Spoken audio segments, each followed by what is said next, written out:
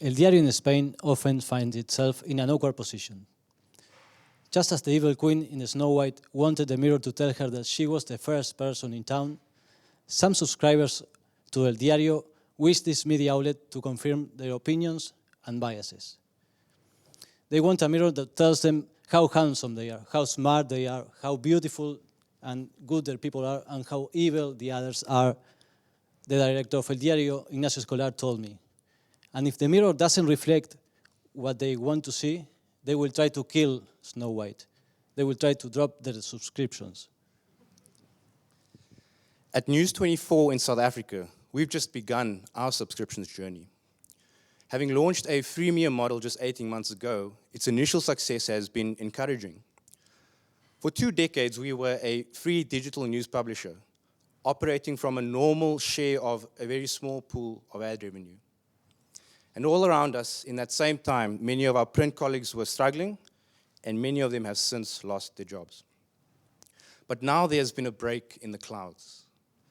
For the first time, through intelligent tools, the possibility of now knowing who our audience is and what they are reading beyond just simple page views is offering us new opportunities for our readers to start paying for our journalism once again. In many respects, this is the question of our times. Why should a reader accustomed to free news pay for my journalism? While some media outlets in the North embraced this question a few years ago and have successfully found a path out of the woods through what we now know as reader revenue models. But are there cautionary tales to learn from those who've walked this path for longer? How can journalism take advantage of these opportunities without caving to pressure, even when it comes from subscribers? In other words, how do we avoid the Snow White mirror syndrome? When the money comes from advertisers, it is sound to maintain a wall separating the editorial and the commercial side of a media outlet.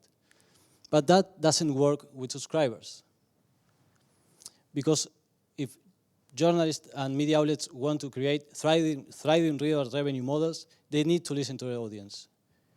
They don't need a wall, but a clear path to get information flowing into the newsrooms. In this context, new lines need to be drawn to protect impartiality and editorial decisions. By embracing this flow of information, newsrooms in the North have effectively evolved and adapted how they use data and insights to now assist their thinking. At the Globe and Mail in Canada, they have Sophie, an intelligent tool which can help them tell if a given story is likely to acquire or retain a reader. Sophie has helped this publication increase its registrations by 130% and its subscriber conversions by 51%. At The Guardian, they have OFAN, another tool which, among other things, can measure the engagement on a story relative to its word count. And at the FT, they have Lantern, their own tool which shines a light on the depth of a reader's scroll beyond a certain point, something which they call a quality read. These analytics tools are helping these newsrooms answer questions we just simply were not able to before. How can we improve the quality of the feedback we get on our stories beyond just a page view number?